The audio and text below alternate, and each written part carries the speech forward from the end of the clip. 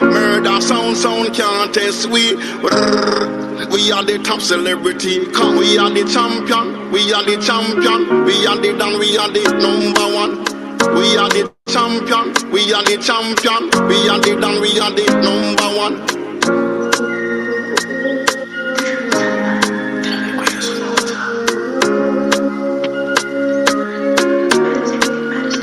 trendybeats.com. It's a cold world. Been through hell, so my skin kinda ready for the cold world. Scheming and plotting in silence, and me I finna go loud. I did try run my race, I be steady on the road now. It's a jungle, I'ma go out, slow down.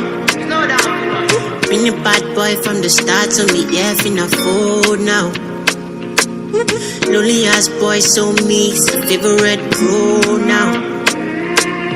I did try run my race, I be steady on the road now.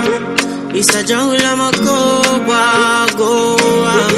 Say not by force, by power and blood, oh, and the grace of God, and family of course. Say I'm not the fear fire, champion boy, you go faster. Enemies alive, I'm not the great fire.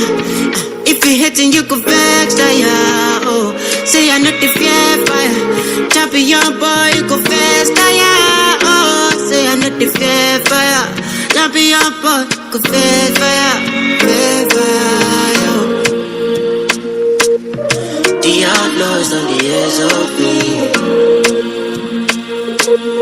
The outdoors on the exhaust me.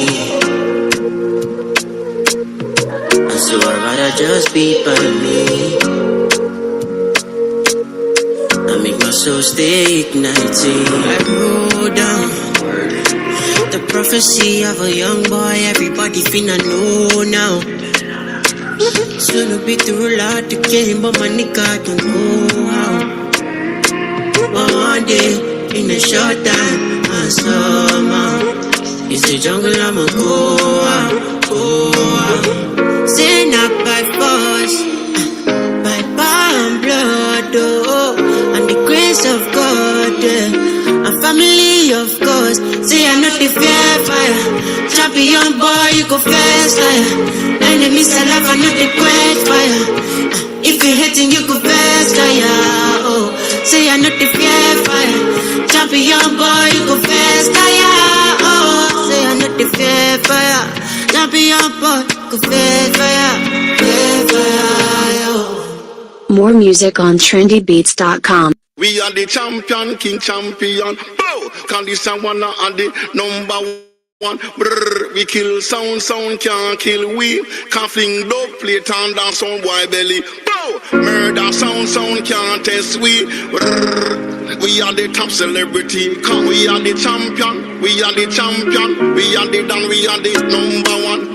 We are the champion. We are the champion. We are the dan, we are the number one.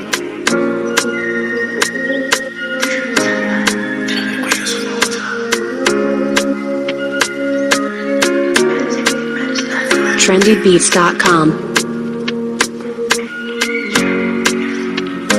Chica, it's a cold world. Been through hell, so my skin kinda ready for the cold world. Scheming and plotting in silence, and me I finna go loud. I did try run my race, I be steady on the road now.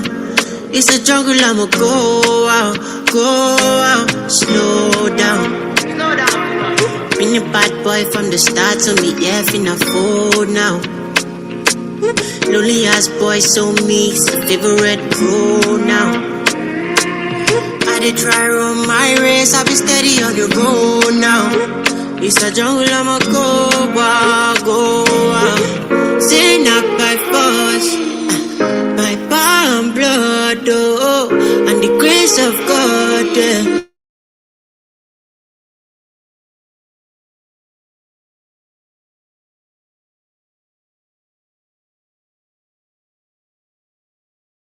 oh, say I'm not the fear fire, champion boy, you go faster, yeah.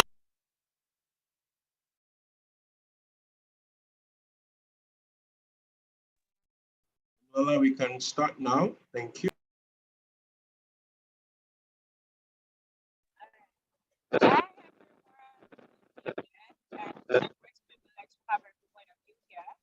And I'm sure everyone is excited. We are excited to learn because yes, the reason why we are going here is pushing ourselves to get things done.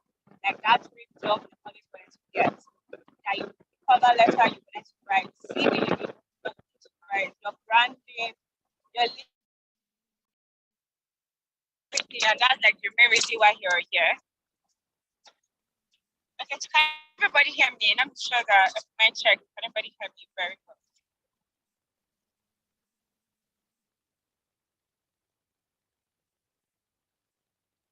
Okay, all right. So welcome everyone. So before we go further, please when you come, please just in prayer.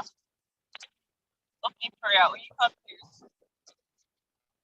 In Jesus' name, our Heavenly Father and our God, we say thank you. We thank you for today. We thank you for the gift of life.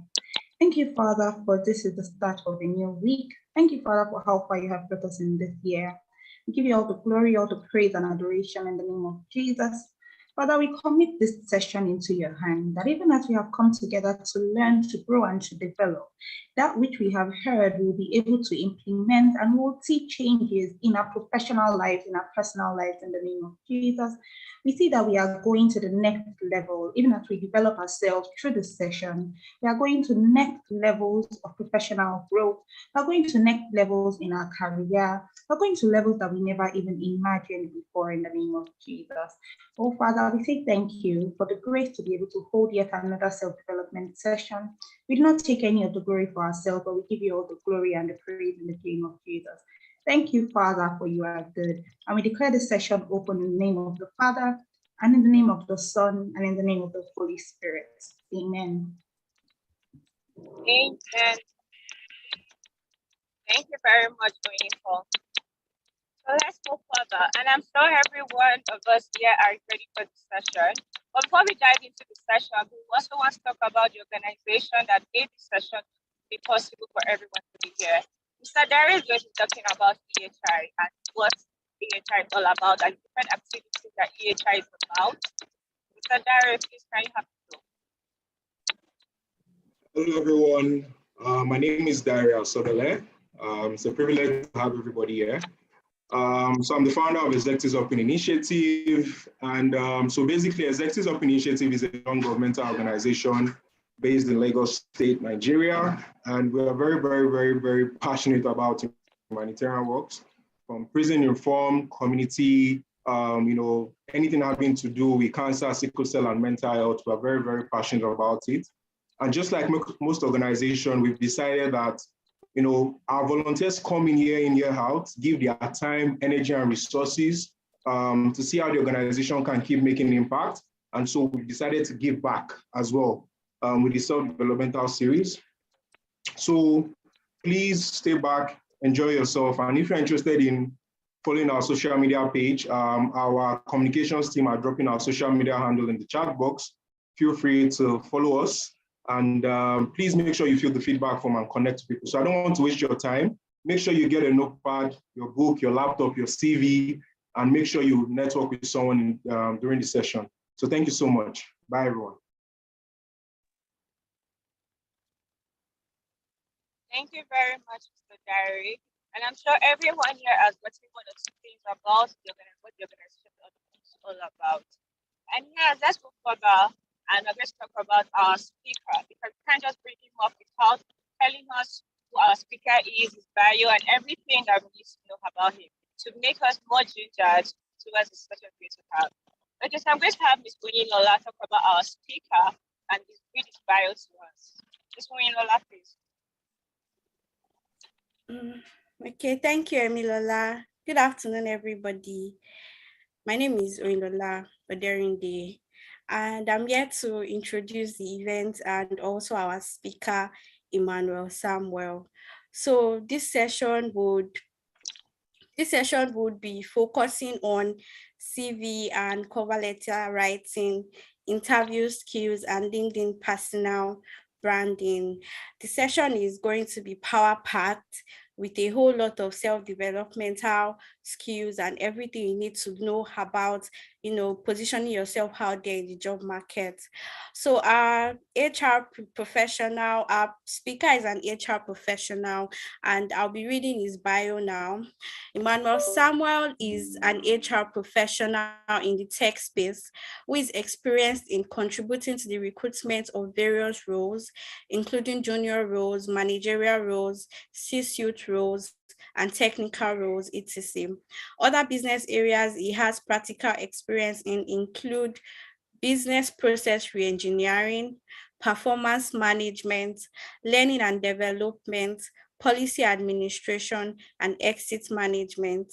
Emmanuel is passionate about helping career professionals, especially entry-level professionals, achieve clarity in their career path, land their dream jobs, and excel in the workplace. He currently holds an MBA in Human Resource Management from Obafemi Awolowo University. Please help me welcome Emmanuel Samuel. Thank you. Thank you very much, Oyola. I cannot see any clap in the chat. You are not clapping for our speaker. Nobody's excited to bring him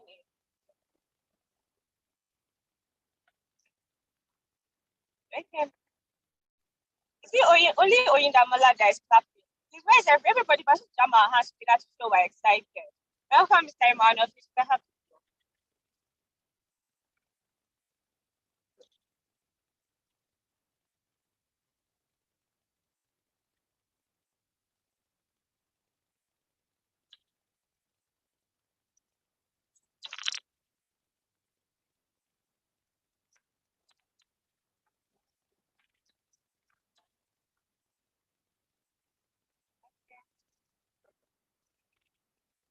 Mr. Emmanuel, unmute your mic.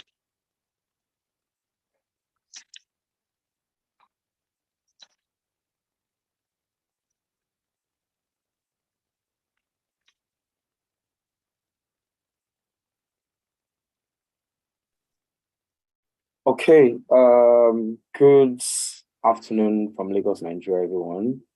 Apologies, I came in some seconds after I'd been introduced. I didn't have access to unmute yet. First, let me say, I'm not surprised that you guys didn't clap for me because I've not blown yet. But don't worry, in the very near future, I will blow. And even before they finish reading the little bio about me, you guys should have started clapping. So, but there are no issues at all. I'm very grateful to be here with you guys. Thank you so much to every single person in the organizing committee. Thank you so much to the convener of this. Thank you so much to every single person that is supporting the convener of this. You guys are doing an amazing stuff. Thank you so much. Thank you so much to every single person that is in this call, every single person that is going to see this recording in the near future by 2035, 2067. If the world has not ended by then, because I was told that it's going to be shared by YouTube. So yeah, thank you so much for joining. Yeah, I think, so before delving into every single thing that I have prepared, I think one of the first things that I would like to say is that I've been in the job search market, if there's any phrase like that. I've spent months looking for a job, and sincerely, I must tell you that it's not easy. It's not this, like they say, looking for a job is a job. It's a full-time job with pension, everything. It's just that it doesn't have benefits, it doesn't have HM1 and all of those things, but there's tax, there's deduction and all of those things because it takes time, it's stressful and all of that. So I am really happy that such initiatives like this are happening. And I'm really privileged to be part of people that are doing stuff like this. So I don't take this for granted.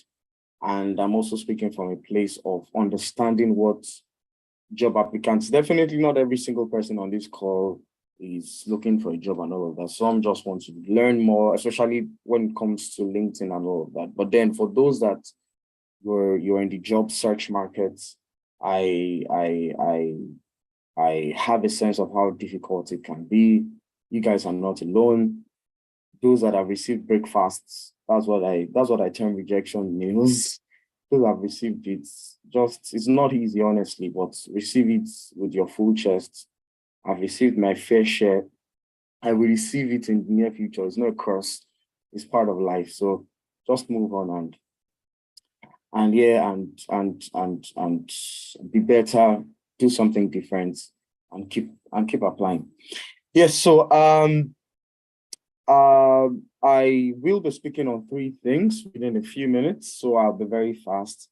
Please, 1,000 times, I would love this session to be interactive. First, let me confirm, let me do mic check. Are you guys hearing me loud and clear?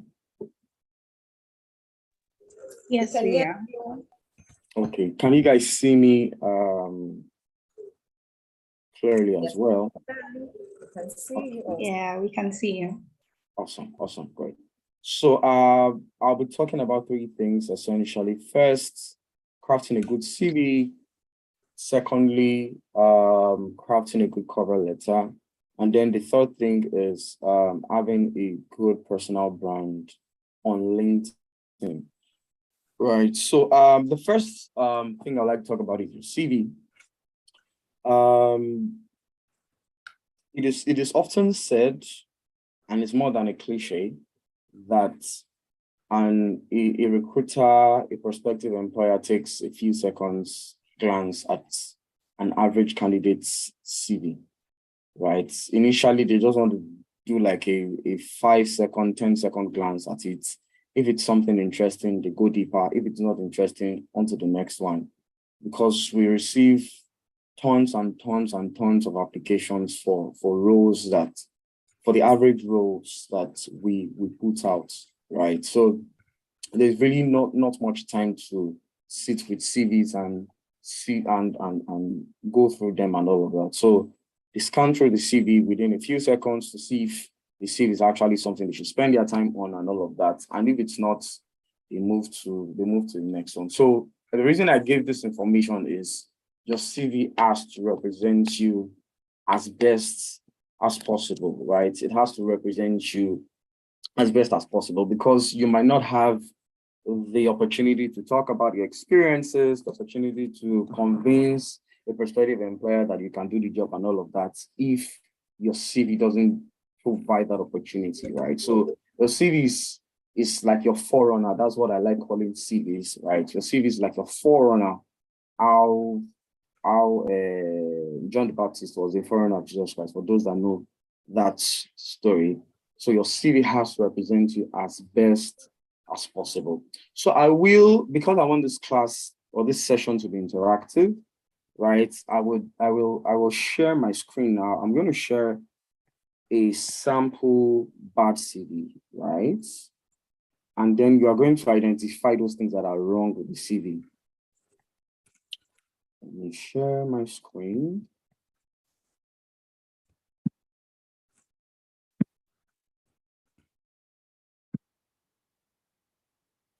Okay, cool.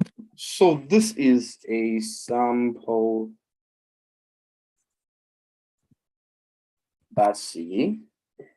So I would love you guys to drop in the chat section to unmute and speak, especially. What are those things? Can you critique this CV? What are those things that you see in this CV that should be adjusted? Why do you think this CV is not a good CV?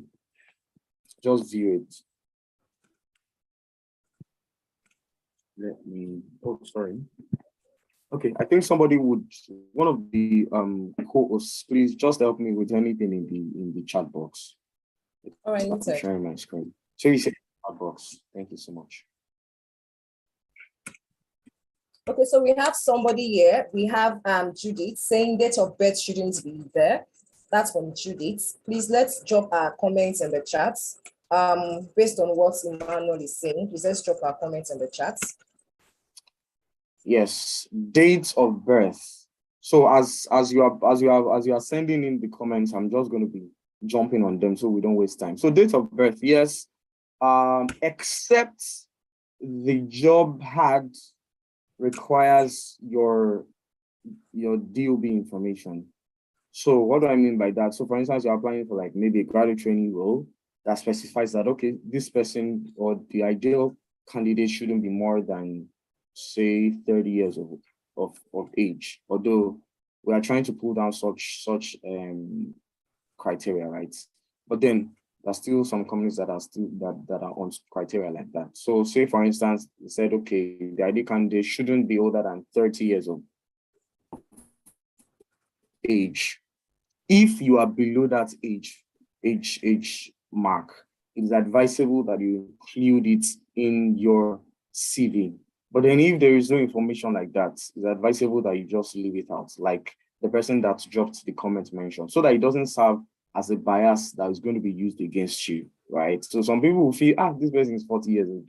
Oh, this person is not too old. Oh, this person will not be able to do the job. So they might not even give you the opportunity to even speak. They won't even give you the opportunity to share your experience and even get to know you, get to know that you're actually good and all of that. So that might be a disadvantage. So next one, I think we have a couple of.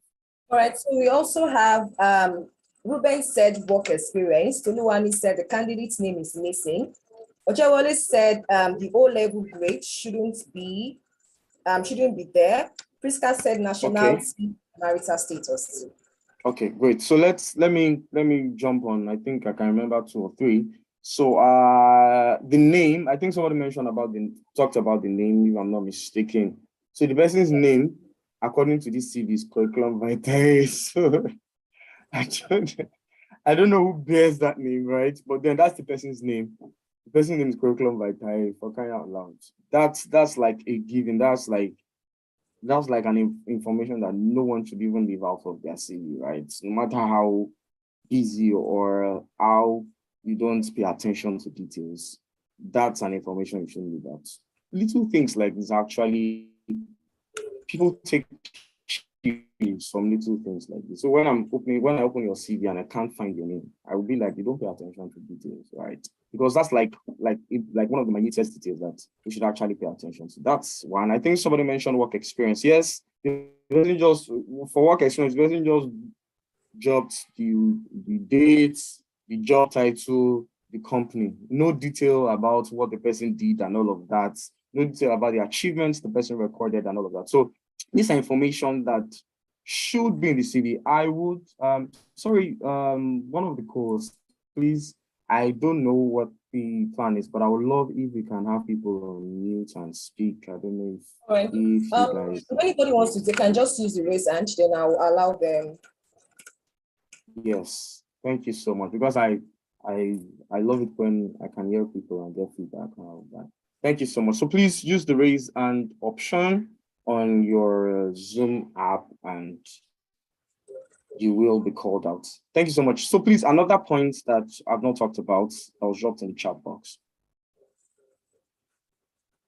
Yes, we also have Jinusa said your name should be very bold in the CV with your email and your contact number. That's from Jinusa. Then another person also said that, okay, I already mentioned nationality and marital status there. Another person also made mention of the candidate's name is missing, O-level grade shouldn't be there, nationality, and I think I've covered most of the things. Educational level should start with the highest to lowest. Okay, yeah. So that's another important one. You should start from, I think essentially as a rule of thumb, your CV should start, or your CV should show first those things that are relevant, most relevant to your application. So for instance, when you're applying for a role, educational information like the person mentioned, what will most likely be in the job ad is that, okay, this person must be a graduate of this particular degree and all. They won't ask you that, okay, this person must have graduated from nursery school, from primary school. So in fact, you don't even necessarily need to put all of those information because of space. Of course, you don't want your CV to be too long, right? It's advised that your CV shouldn't exceed 3 pages, right? So you don't also want your CV to be too long. So if there are information that you think you should leave out, by all means, please leave them out, right? But then as a rule of thumb, your CV should highlight very visibly the most important, the most relevant information with regards to the on noting that the next, I think somebody just dropped a comment. Yeah, somebody dropped one saying the CV in fact is not sufficient to get the owner's landed job. It is too poor. A CV should have at least 2 referees. The case is different here. Thank you so much. It's the information not sufficient. I was even expecting that people would, one of the easiest things to actually point out in this CV is how the structure is so bad. Like the alignment, the spacing, everything is just, it's as if the person is just managing this one page. I don't know why, but I think the person was just managing this one page and the person is just jam-packing everything and all of that. So the structure, the information should be good enough to actually land you a job. Like the person mentioned, I want to hope that the person that dropped the last comment is not an HR professional. The person is like, this is not enough to give you a job and all of that. I bet you just be scrolling through CVs and all of that. So, but then it is what it is, right? Not every HR professional, in fact, your average HR professional will not have, there's no time, actually, like I've mentioned earlier on, to just go through all of this information and assume that you can actually carry out some tasks when you don't state them. Right. So thank you so much for that information. The next one, I think we'll be taking 1 or 2 more, and then I'll move to the next thing. All right, we don't have any. Okay, we have one from us from our NDS saying that. Okay, the structure of the CV also. I think Oyindamola is just to agree with what you also said. The structure of the CV is quite essential from Oyindamola. Okay, thank you so much, Oyindamola. That's lending credence to what I just mentioned. So I will, in a few minutes, just show you a sample of a good CV. So this is what a good CV should look like, right? So a good CV should, of course, start with your names, right? At least your first name and your last name. And then if you have degrees and professional certifications like this BSc, MSc, PMP, it's fine to put it there, especially when they have to do with the role you're applying for. You're applying for, let's say, for instance, an accounting role, right? And you have your ICANN, you have your AC and all of that. It's fine you put it there, right? Because you want to catch the recruiter's attention as fast as possible. You want to catch the hiring manager's attention as fast as possible, right? So put that. For address, I don't know, but I personally have an issue with writing your full address, like number 2, Mosque Street, blah, blah, blah, blah, blah. I don't know. I really don't think the numbering is essential. You can put the street name, you can put the city, you can put the state, yes, right? But then if you want to write, just for security reasons, because there are sometimes that you go and buy suya and buy puff and buy all of those things, and then you are seeing somebody see me as what is being used to package those things. So we just have to be very careful about information like that, right? So, but then you can put in, and please let's be very, very watchful with location, with address as well. So what do I mean by that? If you're applying for a role in Abuja, for an instance, right? And maybe you are currently in Lagos, but you actually have somewhere in Abuja, you can actually move to Abuja. Maybe your family is even in Abuja and you can move to Abuja. Please include in your CV include that address in your CV, right? Because if you just put Lagos there and the role is in Abuja, they might not even give it a second thought. They don't know that you have someone in Abuja. So don't assume that the recruiter, the hiring manager, the prospective employer knows. Let's give them sufficient information that would help their decision, that's going to help their choice, right? So that's a very important point. Your mobile number, please don't forget to leave it out. Your mail address, don't forget to leave it out. Your sex, your gender, not entirely important, right? But then you can put it, right. Your LinkedIn URL, I advise you to have a URL in there, but talk about. But then please, I advise I should have a LinkedIn page that is optimized. Put in the URL in your. I'm getting a feedback that my internet connection is unstable. Please, can you guys hear me loud and clear? Yes, we can hear you. Okay, awesome, great, thank you so much. So the profile, so you typically have like a profile or a career summary or a career objective. So the difference between those three is your career objective essentially is for like maybe an entry-level candidates or an entry-level professional, someone who has objective, okay, I want to do this, I want to achieve this, I want to build my career along this path and all of that. So that's what a career objective is. A profile is more suitable for someone who is currently on the job, someone who has 2, 3, 4, 5, 6, 7 years experience, someone who is maybe like a mid-level professional, right? Someone who has at least gotten some level of relevant experience in that career path. It's advisable to use like a profile where you talk about yourself, where you talk about you've done in that career path, like what we have here. XXS is experienced in HR and business development. He has done recruitment and selection. He has done this, he has done that, and all of that. He's an asset to the organization he works with and all of that. So this gives like a background to what this person has done, right?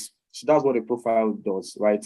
And a career summary advise people that are advanced in the career space, right? You have 15, 20 years of work experience, 13 years of work experience. I advise you use a career summary or profile. So what a career summary does is it summarizes your career story, it summarizes your work experience, it gives summary about your competencies with regards to that career path, right? I have worked on a CFO role before, right? That I saw the person's CV. Sorry, not CFO role, CFO CV. One of my clients, because I do CV as well. So one of my clients, I think this was 2020, if I'm not mistaken. I worked on that CV and I saw that the person had career objectives. Someone who had about 15 years of experience that wanted to apply for a CFO role. I was like, this person using objective for? You've done a lot. You should sell yourself with that, right? So that's one important section. Then you talk about your work experience. I'll be done with this section in about 3 or 4 minutes before we move to cover letter and then LinkedIn. Your work experience, yes, the role, the company name, the dates, right? You include it, the responsibilities, which I think is one of the most important piece of information in your CV, the responsibilities and achievements. So when you talk about the responsibilities, I advise that your responsibilities or the duties should show the value that come with them. Don't just talk about the day-to-day tasks that you do. There's a difference between tasks being spelled out in the section and then talking about those tasks and the value that are attached to them. So what do I mean? So for instance, directing all recruitment and selection procedures to meet staffing needs. So the task here is that the person directs recruitment or controls or organizes recruitment and selection procedures. That's the task.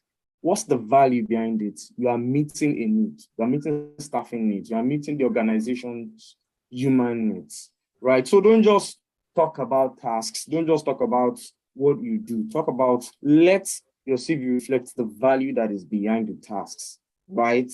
Monitoring employee progress and staying abreast on company climate and culture, ensuring it stays positive and productive. That's the value behind it. You are providing, you're not just monitoring and all that, you are ensuring that there's a positive culture, there's a positive atmosphere in the company as an HR person. So don't just talk about the task, what you do, talk about the value that is behind it, right? achievements, I advise that your achievements should be spelled out in your CV. Like I say, typically, I find it hard to believe that you can work in a role for say 6 months, in fact, for 3 months, 6 months, and you don't have an achievement, right? It might not look big in your eyes and all of that, but then there's a way you can tell the story. And I'm not saying you should lie or make it unrealistic and all of that, or pad stats, right? I'm not saying that, but I'm saying that there's a way you can tell the story that would actually show that the achievement is relevant to the organization's needs. So I advise that you have the achievements spelled out in your CV. So it goes down, these are other work experiences. And then if you have questions, please note them. There'll be a Q&A session, so you can just write them in your writing materials, note them in your writing materials, right? So, and then the education section, like somebody pointed out, nursery, primary, and all of that. In fact, personally, my own personal CV, I don't have my secondary school. Do I have it? I might, but it's not, I don't give premium to it, right? So, but your degree, your institution degree, HND, OND, all of those things, put them in their MSc in words, especially when it has to do with the role. Please spell it out, right? The institution you got it from, the dates, let it be spelled out clearly. Yes, training and certifications. This is another section I think is very important in your CV. So let me share this experience. I applied for a role some years back, and it's one of the very big organizations in this country. So I applied for the role, and during the face-to-face interview with the company, one of the things that was commended about my application was, and specifically my CV, was the training and certifications that I had done, right? So the person actually mentioned that, wow, yes, you have so many experience in the role, and although this is not my CV, by the way, I just have to do it. So the person was like, yes, you have so many relevant experiences and all that, but then I'm particularly impressed that you have done some certifications, you've done some courses that are relevant to your career path, right? So please, if you've done, and I advise, we're in an age of free courses, in fact, so there's no excuse that, oh, I don't have money and all of that. I'm not saying that you should just do those courses just to put them in your CV and all that. Of course, the first goal is to get the knowledge that those courses should give, the skills, the expertise that those courses should give. Yes, that's one. Secondly, there's no law against you putting those courses, those certifications in your CV, right? So please, by all means, let your training certifications, let them be in your CV, the date you acquired them, and all of that. And then core competencies, right? Let this be a mixture of technical skills, let it be a mixture of technical skills and your human skills, right? Although Simon Sinek says that we shouldn't call, yes, so I was right. He said we shouldn't call them soft skills anymore, we should call them human skills, right? So let it be a combination of your technical skills, your human skills, right? So when it talks about talking about skills like emotional intelligence, collaboration, your ability to use software, Microsoft Office Suite, SPSS, all of those kind of software that are relevant in your career path, please mention them. Those, in fact, you will see in some job ads. I saw a job ad yesterday for a customer service role, and then they included that this person must have used a CRM. Right, so if you have used CRMs, please not put them in your CV. If you are someone who is into HR, you have used an HRIS, you are good with HRIS, or you have even used it at all, let it be in your CV. You have used an ATS, if you're a recruiter, you use an ATS, but let it be in your CV. You just don't know. That might even be the software that the organization uses, and they'll be like, wow, so this person already knows how to use this thing. Please, let's have a conversation with this person. So don't just assume that they will know these things. They won't know except you tell them, and that is what your CV is meant to do. And finally, some people also add leadership roles. You can put it in your CV. It's not in this particular CV. You can put it in your CV. Volunteering experiences that are relevant to the role, you can put it in your CV as well. And then the last one is referees or references. it's not compulsory to spell it out, right? Because you also want to be careful with it. I was invited for I had one speaking gig like that last month. Yes. So this issue came up, and somebody shared a true life experience that I think him or somebody that he knew applied for a role. And then I think it was in the aviation sector, because people I had to speak with, they were in the aviation sector.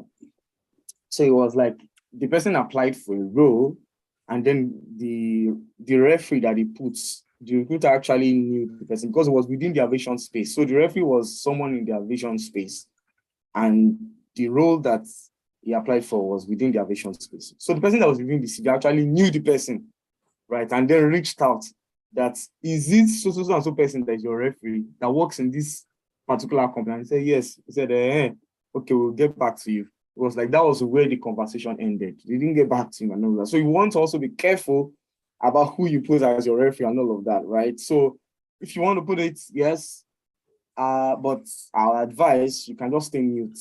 You can just stay mute about your referee, or what some people call reference. You can use reference, you can use reference. So that's that about the CV. If you have questions, just note them in your notepad. We'll come back to questions. So next is cover letter. I have a few minutes more, so I'm just going to run through what a good cover letter should look like. So this is a sample cover letter. So yes, of course, your letter should have date. This is 19 July 2099. If the world still exists by then. And then some of us will still be alive then. 2099. Wow. Who wants to be alive 2099? If the world is still alive, who wants to be alive by 2099? Can I get feedback, please? So I can tell God. Who wants to be alive 2099? Nobody wants to be alive 2099. Okay, so yeah, so yes, your date should be there. Of course, you need to address it. Dear recruiter, dear hiring manager, anything you want to use it. Application for the role of, so to show that you're not just applying randomly and all of that. I think I have some feedback in the chat box. Oh, somebody already has. So somebody said she wants to be alive 2099. Charles. Okay, wonderful. We already have questions. Wow, wonderful. So yeah, so for Charles, I'll don't worry, I'll see about your requests. 2099, I'll see about it. So yeah, so like I mentioned, you should address it. You should also state the role you're applying for, so it doesn't look as if you're just making a random application and all of that, right? So state the role. This person is applying for a QA role. This is a tech sys. So let's assume it's a tech sys. So the person started with the opening paragraph as an experienced quality assurance engineer. Was thrilled seeing your organization's vacancy for the role of a quality assurance engineer. So one of the things that I want us to note here is that the person that prepared this cover letter was creative, right? The person didn't just start with I am this, I am. You see some, I'm not saying you shouldn't use I have, I am, and all of that, but keep it to the barest minimum. It was used in this cover letter. This is I am, right? But then it's not every single paragraph the person started with I. You see some cover letters, I, you see there. The person used it, but not every single statement and all that. So the person started with something creative. As an experienced quality assurance engineer, I was thrilled seeing organizations vacancy for the role of a quality assurance engineer. I'm certified computer scientist with hands-on experience across blah, blah, blah, blah, blah. So the key things that I want us to note here is the person talked about, apart from the opening statement, the person talked about the various aspects of QA, or the core aspects of tech or of IT that he or she has an experience in, that the person has an experience in. And those aspects are not things that are far away from the role. So this person might have actually been a teacher at a school at a point, but there's no need putting such information while applying for a QA role, right? The person dropped that this actually is a cover letter I prepared for a client some years back, 2019. So it was stated here that data analysis. The person has done something data analysis in machine learning, software development. These are relevant to QA. Somebody who is doing QA is a plus that you're actually good in software development, that you have an idea about software development and all that. You can actually, you're not just there testing and all of that. You can actually at least run some codes that can be used in building software. So that's a plus for you, right? Because you know what to watch out for and all that. So that's a relevant information, right? So any information, any role that you've worked on, any business process, any business function that you've handled that is relevant to the role, you can state it in your cover letter. Okay, I have experience in this as well, right? And then another key aspect of this cover letter is achievements. Achievements is people want to see achievements. People are they're chilled when they see the achievements in CVs, in cover letter and all that. So please, by all means, flaunt it, show it, right? So the person said, during years of successfully managing projects on blah, blah, blah, blah, blah, I've recorded various achievements, like the person listed it and all of that. So, and then the closing words, I have a high proficiency in doing this and all of that. These are core aspects of QA, effective automation test plans, investigating product quality and all of that. So these are core aspects of what it is. So if you are someone who is in the finance space, you are good with financial modeling, you are good with financial forecasting, you are good with financial reporting, those are things that should be in your CV. Those aspects of what you do, right? Let them be in your CV. So closing words, with my experience over the years and a commitment towards continuous self-development, I'm prepared to extend my record of excellence to your company.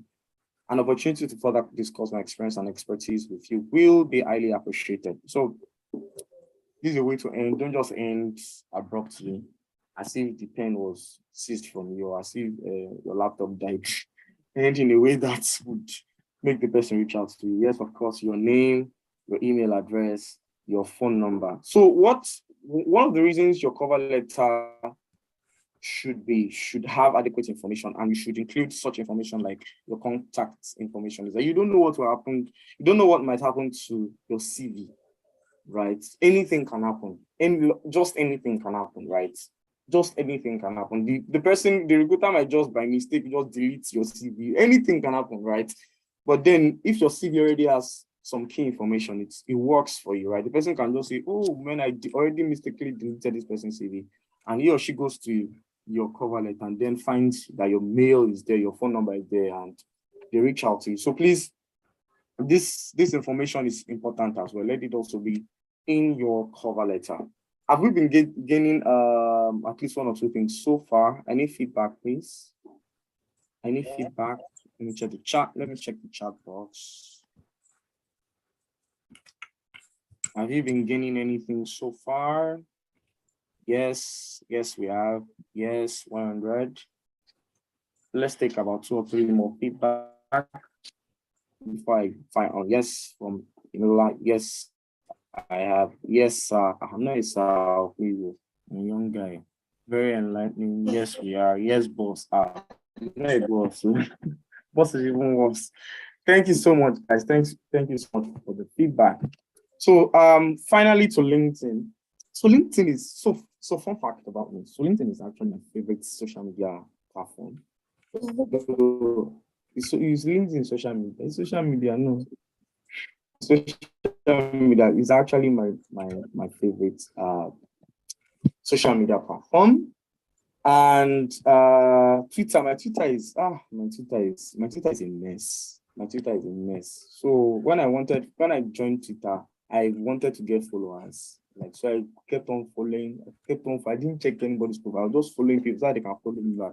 So the people I followed on Twitter, like this, oh my God, the content that I see once I log into Twitter, the content I see is always crazy. So I spent the time I spent on Twitter in a month, and I don't think it's up to 2 days, right? I mean, the accumulated time I spent on Twitter in a month, I don't think it's up to 2 days, right? So, but LinkedIn, my God, I'm almost always online on LinkedIn, right? Almost always online, right? Because it's my favorite social media platform, right? And one of the reasons is that LinkedIn is your electronic CV, is your readily available CV, right? So people you don't need to reach out see a recruiter with your CV for a role before they know what you can do, if you fit a role or not, right? So that's one of the ways I want you to approach your LinkedIn page, your LinkedIn account. It's your CV. In fact, some people have been hired based on their LinkedIn profile alone. They didn't ask them. In fact, I think I saw one poll one time that people still necessarily need to use CV anymore. Or the poll was, in a few years, do you think that LinkedIn pages would replace CVs? Yes, that was the poll. And some people were like, yes, they were of the opinion. So that shows how important your LinkedIn page is, right? So I'll talk about ways in which you can build a personal brand. I don't know if I have a personal brand on LinkedIn yet, but at least I think I'm working towards it, right? So I think I can share one of the few things that I've learned and I'm still learning along that line. So one of the ways, or one of the key things that, okay, so currently I have over 19,000 followers on LinkedIn. It's not too much, right? But I think it's what's putting a smile on my face, right?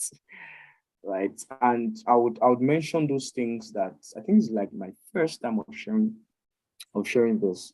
Right. I'll mention those things that I think have helped me to grow my followership to this point, right? So I'll mention some little things that will term little and all of that. And then I'll now talk about the key things. One of the core aspects is, it looks minute. LinkedIn boss, wow, please, nobody should want me. When there are people with 100,000 followers and all of that. Yeah, so one of the things that you should have working for you on your LinkedIn page is small. It looks small. I'll mention it. It looks very small, but it's very, very important. It's a very, very good profile picture. A very good profile picture. We human beings, we are perception driven, right? We are driven a whole number of times by what we see. And there's this I don't know, should I mention it? Let me not mention it, so I won't expose some HR people, right? So I won't mention it. But it's good to have a very good, there's a way when you have a good profile picture, it makes people feel that, oh, this person is let me check this person's details. It's attractive. Let me put it that way, it's attractive. When you have a good profile picture, it's attractive. Not that you just put something, it's just random, you feel like, who is this one? It gives off some vibes of this person is not organized and all of that. And like I mentioned, we human beings are perceptive or perception driven, right? We are easily moved by things like that. And so, it might not be true, right? But the person didn't even comb the hair, the person didn't make the hair and just posted something random. Because we feel that what's my picture, is my work experience and all that. Those are the important information. But then your picture sometimes is what will call people to actually now check the work experience and other information that you have in your LinkedIn page. So that's the first thing. Number one, have a very nice headshot. I advise headshots. Let it be very nice. If you have to wear your makeup, by all means, just a pity that we guys we don't have makeup. Okay, I think I'm seeing Pink Clip Bam. I'm seeing Pink Clip Bam for some years now. Okay. Pardon? I said, guys now use makeup for their pictures. Oh, we now use. Oh, so it means I'm behind. I'm behind civilizations. So I need to update my knowledge. So yeah, but then of course, don't look like a masquerade. Of course, just keep it simple. Keep it very sharp. If you need to go to the studio, please by all means go to the studio and get something very nice. Like that's one. Two, your headline. Your headline has to be very sharp. It has to be precise. It has to be relevant. There's no need putting too many information in your headline. Just go key things. Just put the key things there. There's no need to put too many information just to make it. Sometimes it gives the vibe that you don't have clarity in your career path. It's only you that is teacher, is HR, is accountant, this project management professional, everything. It gives like a sense that this person doesn't know what he or she wants. Yes, I get the vibes that, I get the intention that you want to put as many things as possible so that you can get many search appearances, right? But then, what's the essence of a search appearance if you actually confuse the searcher and then be like, this person is project management, is data analytics, is content, is everything. This guy, I'm not sure that this person has clarity and all of that. So let's be watchful about that. Keep it simple, keep it straight to the point, keep it catchy, right? Keep it relevant, and please use keywords. Keywords. Adebanke said confusion galore. Yes, indeed, confusion, right? We have just too many things, right? So keep it simple. Keywords, yes, keywords should be in your headline, right? So what are the things that an average recruiter, an average prospective employer will search for when it comes to your role? These are the things that should be in your headline.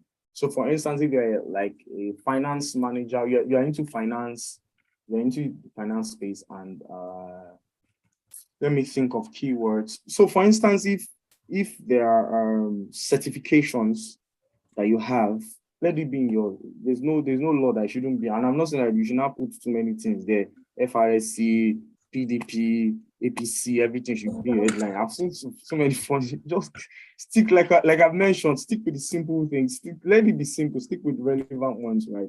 Those with relevant information, the keywords, simple and all of that. And then yes, you would usually have the about section in your LinkedIn profile. This is where you have the opportunity to give like what they call the elevator pitch, right? So just talk about yourself, not too long, but keep it engaging, keep it very sharp. Let people feel that they're actually interacting with a human being. Don't just go get some random profile and just copy and paste in your about section. Let it be custom, let it be bespoke, let it be interactive, let there be life in it, that people are reading it and then they're enjoying what they are reading about you, because it's meant to be about you, right? So let it be about a living person. Let it carry that life, right?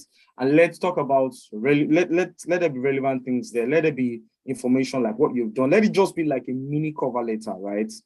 It shouldn't be like a cover letter, right? But then let it be like a mini cover letter. What do I mean by that? The relevant information that are in the cover letter should be there, like the areas that you worked on in your career path, achievements you recorded, software that you can use that you have used, skills, competencies that are relevant to what your career path is, and over. Let it be in your about section. Then you can now put like maybe one or two things that are just some maybe your interest and all of that.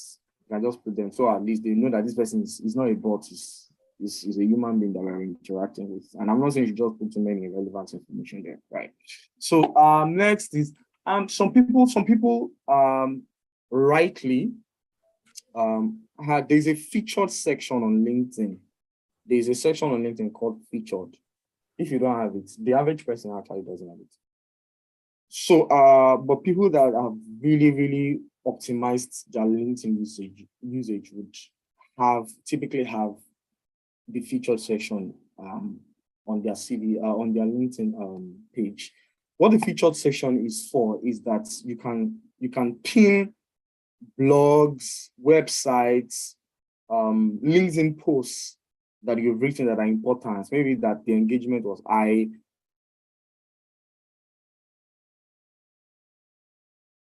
contents that you've written or that you recorded, that you have the web page link and all of that. You can put them there such that anybody that is viewing your profile would get those information. So you're not just doing it, you're not putting those things there to brag and all of that. But then it's just a way to sell what you've done, to sell yourself, to let the person know you better, right? So I'm not saying that you should just put too many relevant things there. Just make them relevant. Let them sell you as much as possible. Check online. It's very simple to add your featured section. In fact, when you typically go to your LinkedIn profile, you would see you see the add icon. When you click on it, featured will be one of the areas. And if it's not clear to you, you can just go to YouTube. It's very simple. So I think it's a section. It's a content on your LinkedIn profile that I advise that you should have, right? that's that about that. And then to the work experience section, let it be as detailed as possible. Let your duties, your role, the company, the dates, the duties, let them be there, and let them also show the value that you bring to the table, like I mentioned for your CV. And then there's also the section for skills. Section for skills, let it be there, let it be well written, skills that are relevant to your role, like I mentioned. There's also recommendation, there's also the section of what you're interested in. Get recommendation from people. That's one section that I've not actually done in my CV. I don't know why I've been delaying.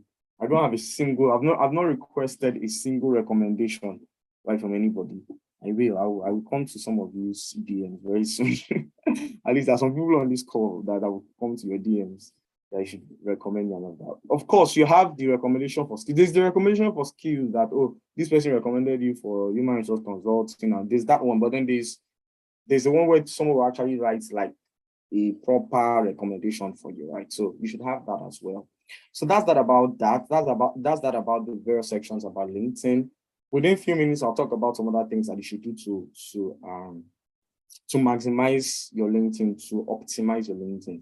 Another thing that I advise that you should do if you want to actually build a very good personal brand on LinkedIn is to have a niche for yourself, right? Don't just be everywhere. Don't do everything. There's tons and tons and tons of content.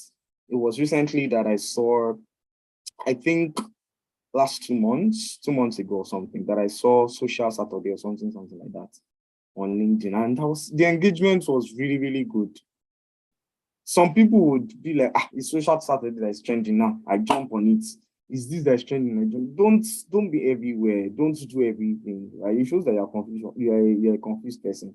Like that confusion galore that's at the bank, right? Don't be everywhere, right? Just have a niche, right? So let people be able to identify you for something, and that is really what a brand is about. When you think of the iPhone brand, so when you think about Apple today, right? There's something that comes to your mind when you think about Apple. When you think about then Nokia, there's something that comes to. When you think about Apple, for instance, let me get feedback. When you think about Apple, what comes to your mind? When you think about the brand Apple, you can drop it in the chat box. What comes to your mind?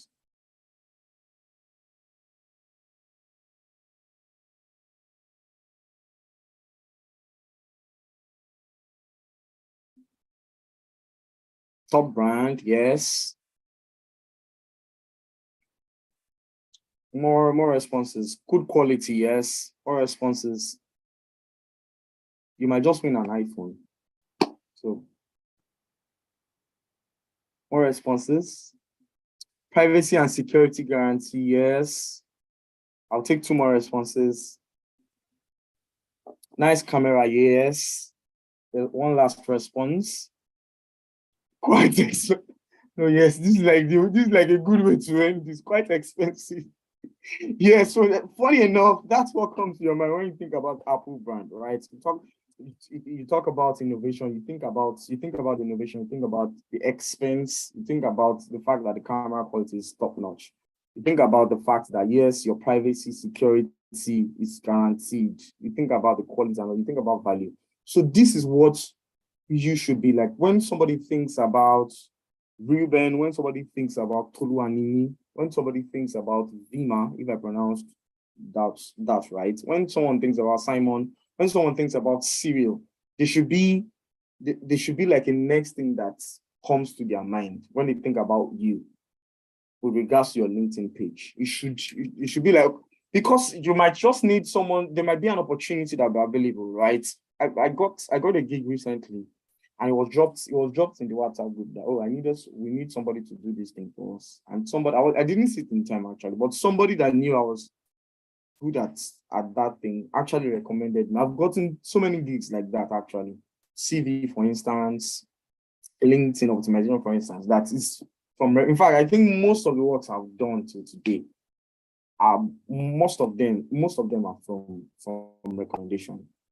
And recommendation will not come except that people know you to something. They can think about you to a particular niche. They can link you to a particular niche. So carve a niche for yourself. Don't be everywhere. Don't jump on everything, right? Just carve a niche for yourself, right? That's one. not one actually, but that's another way of building a personal brand. Another one, which I think is very, very important. It's hard, right? But it's very important. Without it, you can do nothing. I'm sorry. That sounds like a Bible verse. But yes, without it, you might not be able to get a good personal brand. And that is consistency. Consistency. I don't have a personal brand on Twitter today. I don't have a personal brand on Facebook today. I don't have a personal brand on Instagram today because I don't consistently engage and post on those platforms. But at least on LinkedIn, I'm building, I don't have yet, but I think I'm building a personal brand already because I post them. Like I mentioned, I spend, that's the social media platform I spend most time on, right? I have, okay, no problems. I don't hear. That's like the social media platform I spend most time on, right?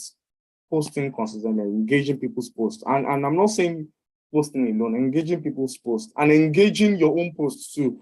Because sometimes people will post, these are secrets I'm sharing actually, but this is what we're here for, right? People, you will post something on your wall and people will like, they will comment. You will not engage them.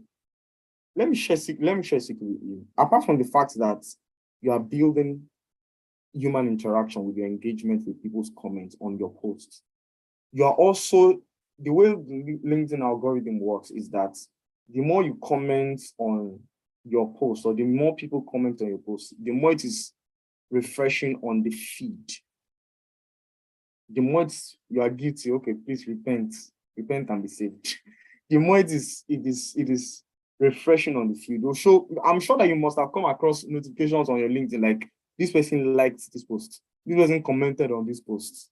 It's not as though the author of that post just wrote that post at that moment. No, but then the way the algorithm works is that it brings that post back to people's feed when there are interactions with it, right? So don't just post and just close your laptop or log out of LinkedIn and throw your device away. Engage your own post, engage other people's posts, right?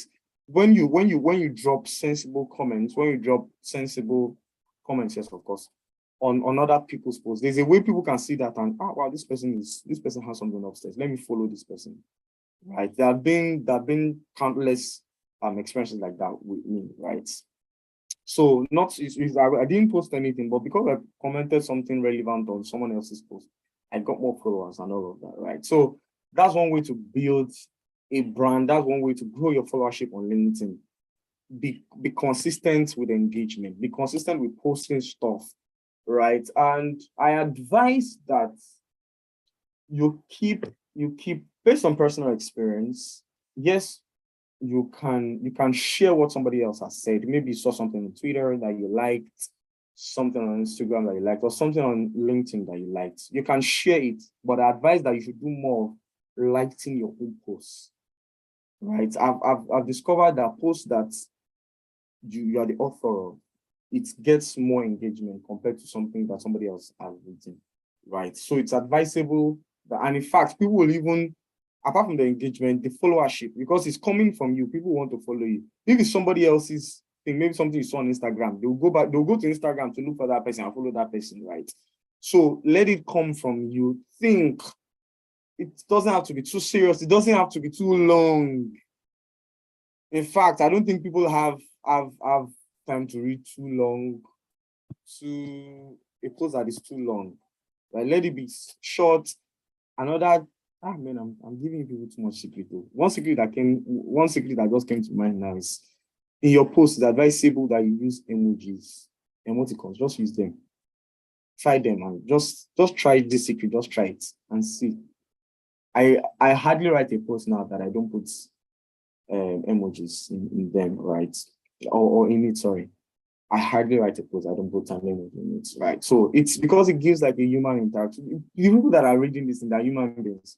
You want to get their attention, you want to sustain their attention as much as you can. So these are the kind of things that you do to build attention, to build a brand, to engage people. Because it's when people actually pay attention to your posts that they will actually now see that you are somebody that's worth following and all of that.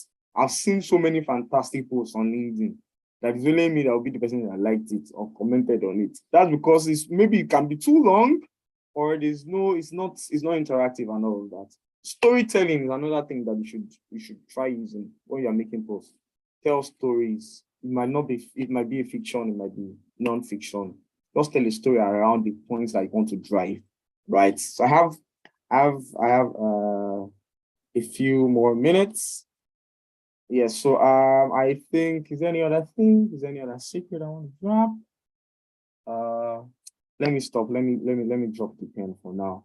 So if there's any other thing that comes to mind, I will share with you guys. So thank you so much. I believe, please drop in the chat box if you're able to pick one or two things. Let me know. We're able to pick anything from the few minutes that I've spoken. Let me know in the chat box. Over to you, the host. Thank you so much.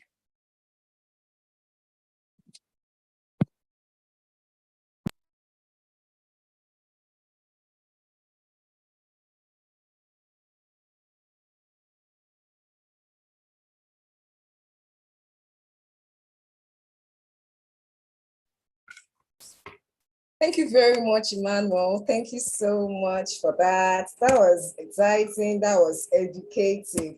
So I didn't know about the emoji part. Not even the emoji. You said a whole lot of things that I was just sharing about it for the very first time. So that was quite enlightening from my end. Thank you very much.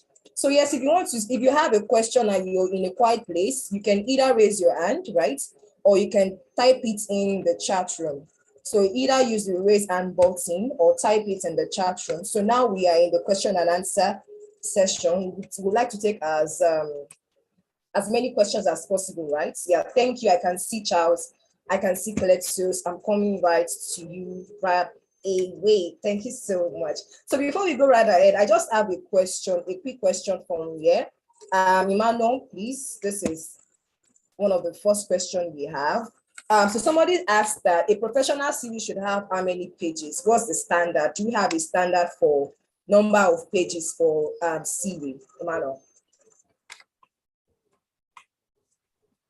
Okay, so so for your CV, there's really no corporate body in quotes. There's no association in quotes that is in charge of how CVs should be. So when we talk about CVs, we just talk about things we just feel, okay, based on human beings and all of that, this is what is advisable. So there's really no law and all of that on how long your CV should be, but it's advisable that your CV shouldn't exceed 3 pages, right? Except for rare cases, like rare cases. So make it as simple, short, relevant as possible. So it's advisable that your CV shouldn't exceed 3 pages. All right, great. Thank you very much. So after this question, Charles, you're going to be speaking up next. So the next question I have here is also concerned, we talked about recommendation earlier. So is recommendation important for getting the job faster on LinkedIn? Yes. It sort of lends credence to you. It sort of lends credence to what you've done, where people can actually attest to the fact that this person is an A gamer, right? So it lends credence to you, it lends credence to your story, because we're in a time and age where people can package so many things, right? Where people can tell lies, right? To sell themselves. So when you have people that matter, most especially people that no matter like that, but I mean people that are not just random people that will just tell stuff, especially people that maybe have worked with you, right? I didn't mention that. When you want to get recommendation for people, it's advisable you use people that have worked with you, people that you're in the same career path as, right? People that have supervised you, right, before. So it's advisable that you use those people. And that is where a good character is good, right? That is where you don't just focus. That is why a good character, that's why you don't just focus on your work and I just want to work and all of that. Because you don't know when you will need recommendations, right? There's what they call reference check. Yes, reference check, right? They might reach out to your previous employer and all of that, someone you've worked with before and all of that. What would the person say about you? So let's put those things in mind. Right? Yeah. All right. Thank you very much, Emmanuel. So Charles, you have the floor. Charles, please go ahead with your question. Charles, please go ahead with your question. If Charles is not available, Cletus, please go ahead. Cletus Ndudi, please go ahead. Okay, thank you very much. I sincerely appreciate your insightful notes on LinkedIn optimization and the CV as well. But I have a quick question I want to ask, which is on our experience, and also I'm also looking at my qualifications too, and how to look for volunteering jobs so that to enhance one's experience. How can one get volunteering jobs around so that he could increase his experience? And then the second one is on experience. When I'm writing my experiences or a role that I have done before. Yeah, you said we should use you said we should use a role and value. Now, when we add the role and value, what about achievement? How can we narrow it down onto achievement? Because the two seems to be contradicting each other, kind of. So that's what I wanted to ask. Thank you. Okay, great, awesome. So first question, how can you get volunteering roles? Yes, apart from the fact that you can apply online, I recently saw a volunteer role on LinkedIn, something that was inclined with the HR thing that I do. So I'm just citing that to lend credence to the fact that yes, you can get volunteering roles on LinkedIn, right? So you can switch on your job alert on LinkedIn to get that. So switch on your job alerts for volunteer roles, maybe volunteer accountants, especially NGOs. In fact, you can reach out to NGOs, right? That, oh, I want to do this for you guys. You can reach out to this is what we're having today now is organized on NGOs. So you can reach out to them, right? If you have a way you can support and all of that. So that's a role you do that. So like I often say, experience is experience, expertise is expertise. Where you got it from might not even be relevant sometimes. They won't ask that, oh, where did you get this experience from? You tell them you have shown that you can actually do something very well. And you go down and be asking that, but I know you can do this thing very well, but the organization you did it for is a small organization, it's an NGO, so it's not important. No, nobody will say that. Your experience is valid as long as you can prove that you can do it. Your expertise is valid. Thank you. So I think he has answered your question. So thank you, Cletus. Charles, over to you now. Yeah. Hi. Thanks so much, Charles. I'm actually from Uganda. I just had two questions. One is they're more like, I would say, experiential. So I wanted to get more insight. The first one is, how do you reach out to a company where you've applied, no response, 2 weeks down the road, 4 weeks down the road, a month, 2 months? How do you work on that? Obviously, especially, when they've not even told you, okay, we won't reach out to you in case you don't reply, in case you don't get through them. But also the other question is also on an experience I had where I reached out to a manager, and then obviously their company was recruiting.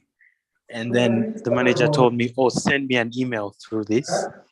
And obviously you send the CV and the email, and then you don't hear from them again. But then the application process is still ongoing. How do you also reach out to that? Because also that's where, someone has already given you their contacts.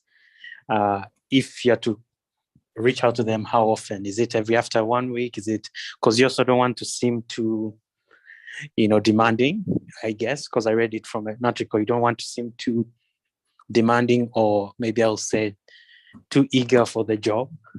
So yeah, thanks a lot. Thank you for the question. Thank you very much for your question, Charles. So Emmanuel has an issue right now with his network, so he's not in the room. But I'm going to just hold on with your question, Charles. I'm going to answer that, but I just want to take two more people so we can have the question together once Emmanuel joins the session back.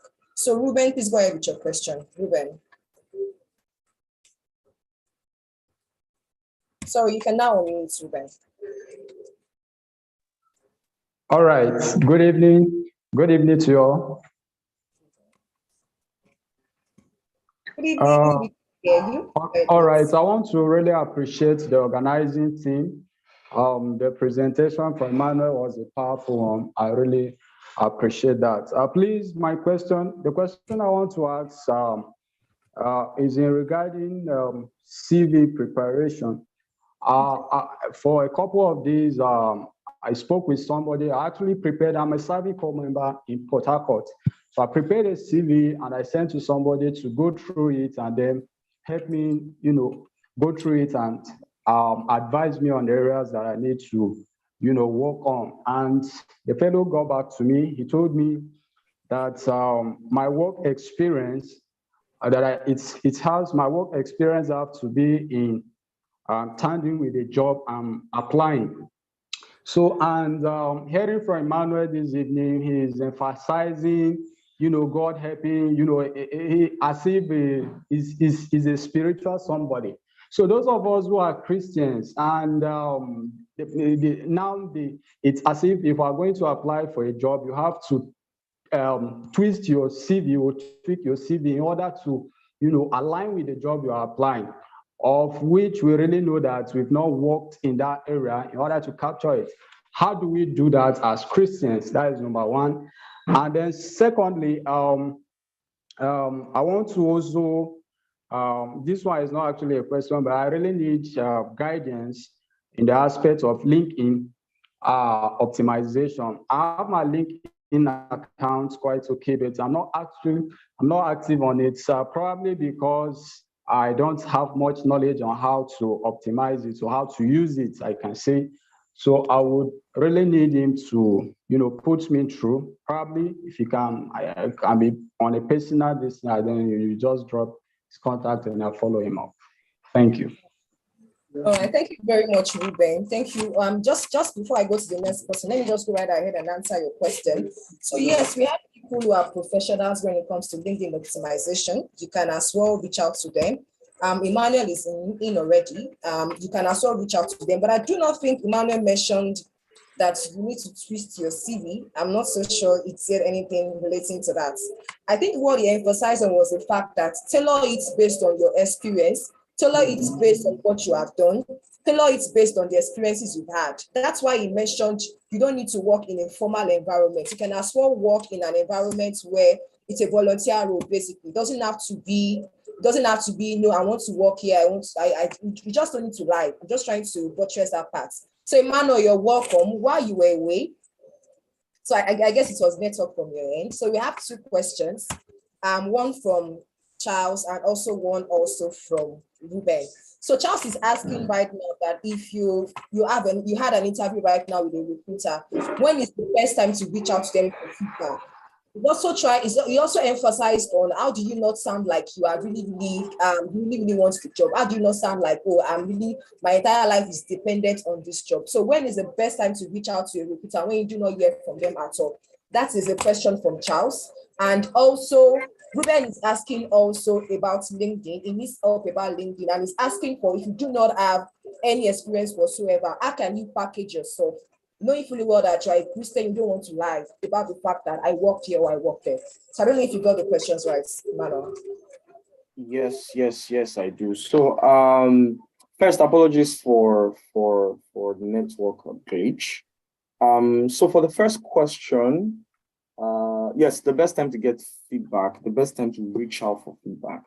So I advise that first, in what you do, in whatever you do, you don't want to look desperate for the role, right? You don't want to look desperate. First, it's I don't know, there's just a way it might rub off negatively on the person, right? And it might even sell you less, in quotes, like you might feel like this person is desperate on it, and they can even reach out to you for any salary because they feel that you are desperate for it and all of that. So they might not really place. Like I mentioned, we are dealing with human beings. Let us never forget the fact that you're dealing with human beings. All of these little perception tendencies are real, right? They're possibilities, right? So don't be too Don't reach out. So first, don't reach out too early. 1 week, 2 weeks, I feel is too early, right?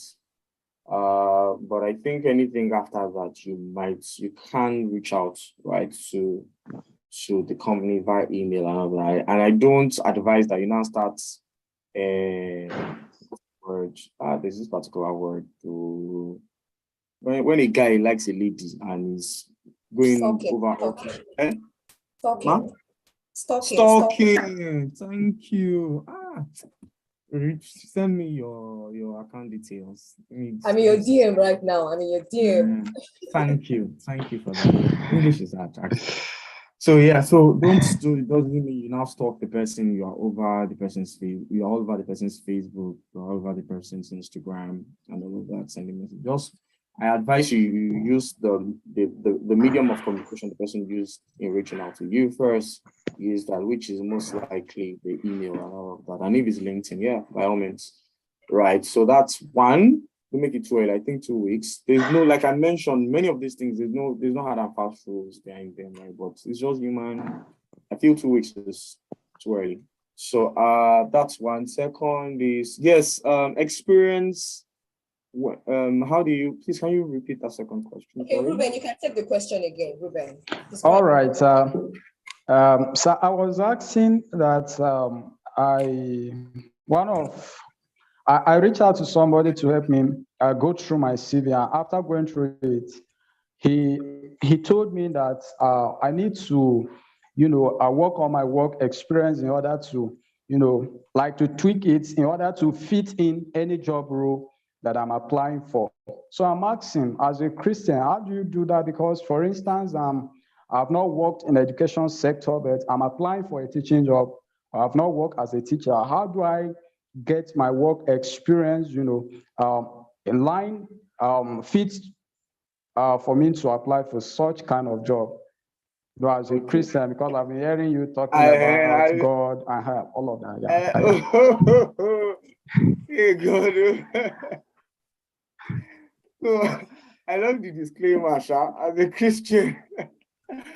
Yes, so apart from the fact that we are people who fear God and all of that, in whatever we express that, I think it's also humanly, it's a human value that you are honest with whatever it is that you do. Because apart from the fact that you should do it because it's a core human value. Secondly, organizations are now, they are upping their games. Like I mentioned, I talked about a reference check initially. They're upping their games to find out if the information you're actually providing is true or false. And when they now get it, most times the end of the person is now worse than the beginning. So it's advisable, like you said, to be honest with whatsoever information that we provide. So straight to the question now. I've gotten these questions a couple of times, and my response don't change. What I advise most times is your work experience is not the only information in your CV that should show that you are a right person for the role. Right. And that is why the work experience is not the only information on the CV. You have sections or information like your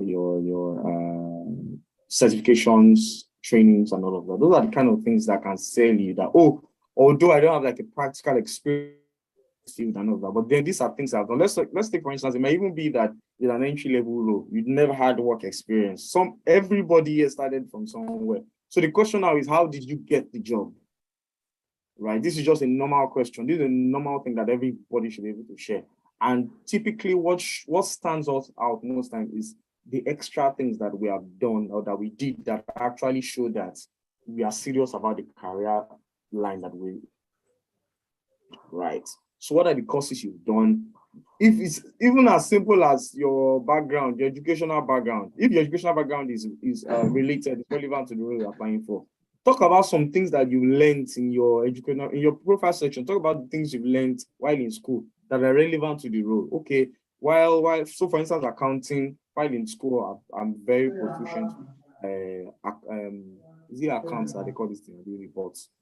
accounts, all these balance sheets, income statements, all of those things. Talk about those things. Those are things that sell you.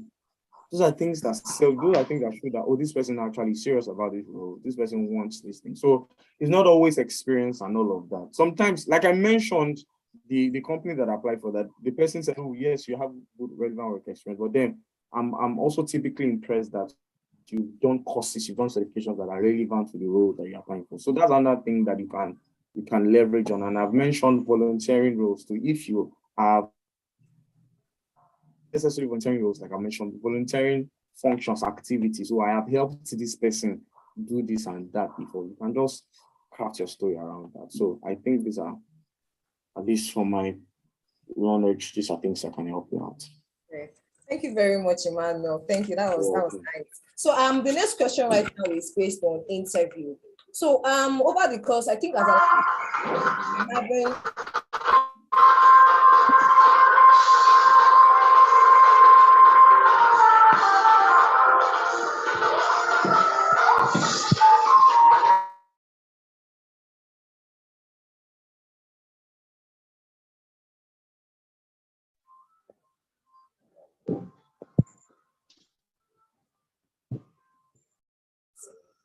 sorry everyone about that. So yes, now we can. I said I was going to ask about interviews and interviewing skills right now. So I think as of last week we had issues. We saw a whole lot of Twitter banters about attitude when it comes to interview.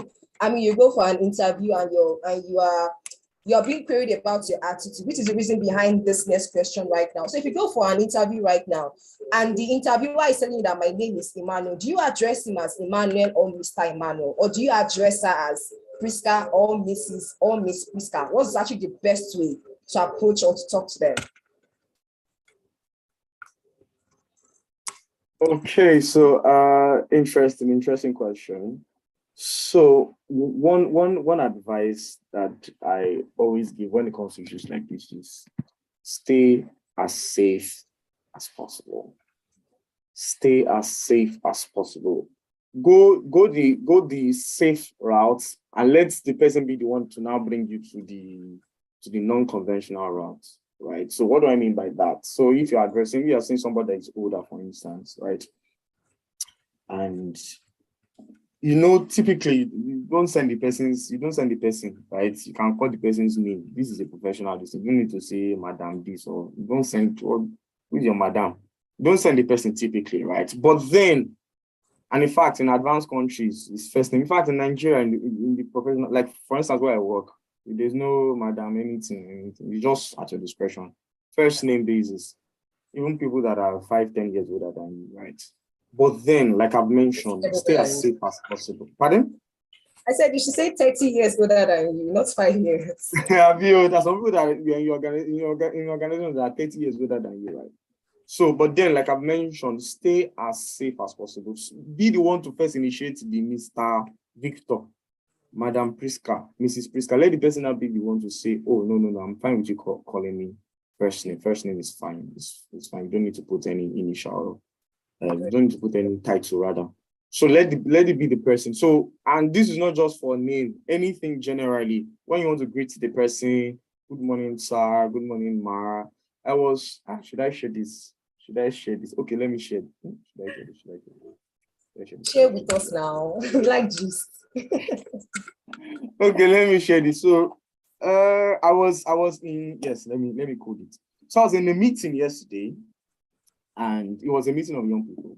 So the person that we had like a guest come around, she should be in her 60s, I'm not very sure. But then we are in our 30s. The oldest person should be around maybe 35 amongst us. So she is in her 60s.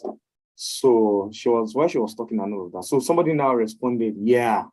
She was like, no, what did you say? The person say, yeah. She said, no. Say, yes, ma. Everybody was like, and she anything you want to say, she corrected every single person that said no or yes. She must put ma behind it, right? So that's some other people will be like, you might even be the one that will say yes, man. They'll be like, no, yes, it's fine. They won't put any more. So the advice is just stay as safe as possible. Yes, they don't, it's not as good they are paying your salary. They are not really entitled to maybe you prostrating to beat them. I'm not saying you should prostrate, but I'm just saying they're not really entitled to it in court, but then just stay as safe as possible. So that's like what I say. Just stay as safe as possible. That's my advice. Great. So more questions on interview. If you are, I'm asking you this question right now as an HR professional, right? So if you are an interviewer right now, what are the top 3 or 4 things you'll be looking out for in the candidates? Like top 4 things you look out for, apart from CV, right? Okay, so typically, maybe I would even streamline it to maybe 2 or 3. Okay. So, of course, as a given, what I want to look out for is your technical ability. And I'm not even talking about work experience alone. I'm talking about competences, hard skills, not hard skills, technical skills. Because I don't know, maybe tomorrow now I'll be in front of Simon Sinek giving him an interview or responding to him, and then I will now say hard skills. Like, no, don't say hard skills, there's nothing like that. So technical skills, your ability to use software and all of that, and of course experience. If it's an experience IR, if it's an experience role, yes, of course, the technical aspect. Then secondly, culture fit. Are you fit for the culture, right? What are your values? What are your soft skills that have to do with the culture of the company that I'm hiring you for, right? So that's the second thing. And funny enough, and I maybe not every recruiter, but there's this trick of you being interactive, you being lively. There's a way it connects with people. There's a way it sells you positively, right? So that's another thing. I want to see how you express yourself. I want to see how you can connect with me, how you can speak. Communication, very important. Communication is not just in you speaking English and all of that. How do you engage people, right? How do you interact? Because you do a whole lot of that at work, even if it's a remote work, right? So you do a whole lot of that. So I want to see how good you are on the job, how you're able to do the job, how you're a fit for the organization. 3, your human interaction skills. I want to see that as well. So Emmanuel, you mentioned something earlier. You made mention of culture fit. So how exactly do you know a candidate is culture fit when the person is not yet in the organization anyway? Awesome. So an organization's culture is typically derived from the organization's core values, right? So the core values of an organization are what in a sane organization should be the driver behind the culture that you see. So core values like honesty, core values like loyalty to people, core values like collaboration, right? I think one of Andela's core values is collaboration, epic. So one of our own core values where I work is we build trust capital. So the core value is what drives the culture. So how you can know if a person is a fit for the culture is from the conversation. You would hear all of those, and that's why we have to be careful about what we say, how we interact in an interview, because a very intelligent recruiter or hiring manager will pick out those things. So I will let case in point, you ask the question, they will not ask you that, oh, are you a trustworthy person? Do you communicate respectfully? I am an intelligent recruiter, I will not ask you that. They just ask you the question like, oh, tell me about when you worked on a task that is challenging. I can actually pick if you are someone who's collaborative from that question. So if you go like, oh yes, we were faced with a task with a challenge in my unit in the year 2019, and then I did this, I did that, from that, I can tell that you are likely not someone who collaborates well with people, or you are likely someone who wants to take the glory for things.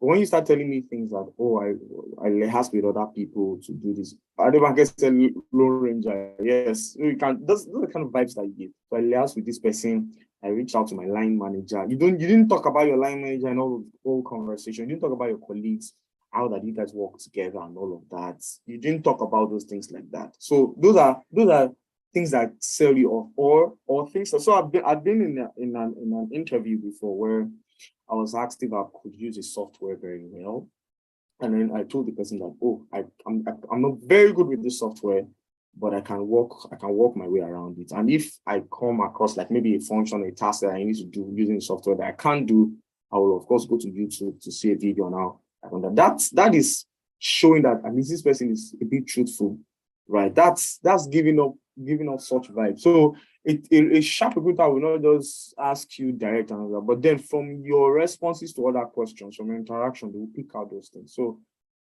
and I advise from the candidate's end, if you are going for an interview, right? That's one of the things that the recruiter wants to look out for. One of the things you should do is to go ahead of the recruiter and look for what the core value of the organization, the core values of the organization are. Check what the core values are, and then let your story revolve around them. I'm not saying you should lie, but magnify those areas of those core values that you actually embody, right? Talk about it. Let your story revolve around it. Speak around it so that you can sell yourself as a culture fit. Great. Thank you very much. I have a question here in the chat room. Is it right to message the HR of the company you are applying for on? Okay, is it right to message the HR of the company you applied for on LinkedIn, even after applying to the normal process? So,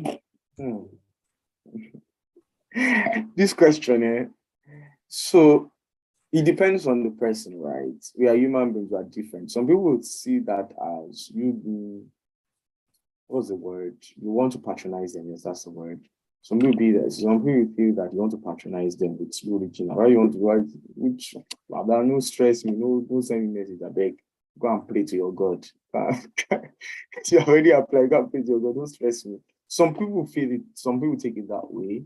While some people just, no problem, to just reach out to have conversations. I've had such messages, tons and tons of them, right? But me, anything concern me, I just have the conversation. But then not everybody will just, some people will feel like, so I advise you just well, let me see, what should be the optimal thing to do? Just don't do that. Don't do that. It might look like you are patronizing the person. So I advise you don't, except you have like something important you need to find out. Like maybe you have a question or feedback you want to give, right? Accepting. So it just has to be justifiable, right? Your reaching out has to be justifiable, or else the person is going to take it as though you are patronizing him or her. Right. So that's my advice.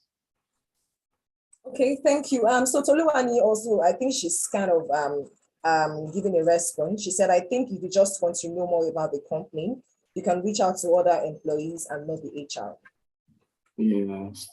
Yes, that's important as well. Great. So Ruben is asking something that I don't know if you can give him an answer to that. He said, so I really need your help so you can help build my LinkedIn page. Yeah, you are the LinkedIn boss. I'm not active on it, probably because I don't have much knowledge on how to make it work. So I really need you to guide me. Oh, yeah, so.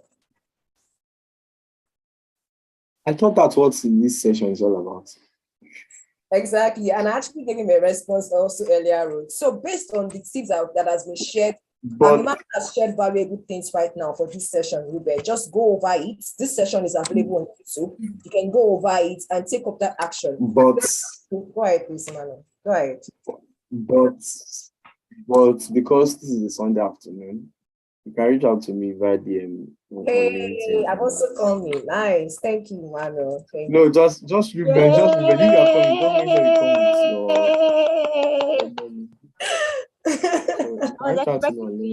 come with and please, any other person that wants to reach out to me, please reach out to me on LinkedIn via the DMs.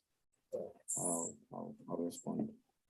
So connections request is coming in right now from you. So I have one more question. I think you've answered that, but I guess the person wants a clarification. So I'll just quickly go through that. Please a second, I'm trying to search. Okay. It says, how can you tailor your CV for a job you know you can do, but it's not in line with what you studied?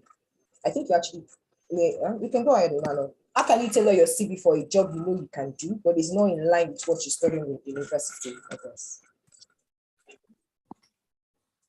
Okay, so the question is, why do you think you can do the job? What are those things that make you feel that you can do the job, right? Those are the things that you should focus on, right? Probably you can use a software that is relevant for the role.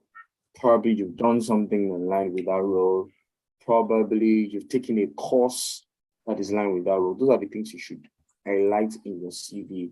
Sell yourself using that. Maybe you've done so there are skills that are called transferable skills, right? And it's even advised that you focus on transferable skills that are relevant in various roles, right? So for instance, the ability to use Excel is like a very core transferable skill, right? So if, for instance, the role is one that requires that you use Excel and you're very good at Excel, you state it there that well, you state it maybe in the competence section that you're very good at Excel, or even in your profile section, you can include that. So sell yourself, focusing on why you feel you can do the job. But the question now is, if you cannot now, if there are no points, then it means that it's just off your head and you feel you can do the job, and then there are no facts to back it up. So you have to have facts. You can't convince people with feelings.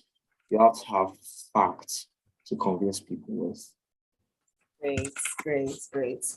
Thank you very much, Emmanuel. This session has been quite enlightening, right? It's been a whole lot. So guys, because we're talking about LinkedIn optimization, how to brand yourself, how to be visible also on LinkedIn, we all can as well drop our LinkedIn, either the URL link on the chat or just your name on LinkedIn, so I can all get to connect with each other. So thank you very much, Emmanuel. I'm going to yield the floor now to Emilola. Emilola, please, you can go ahead.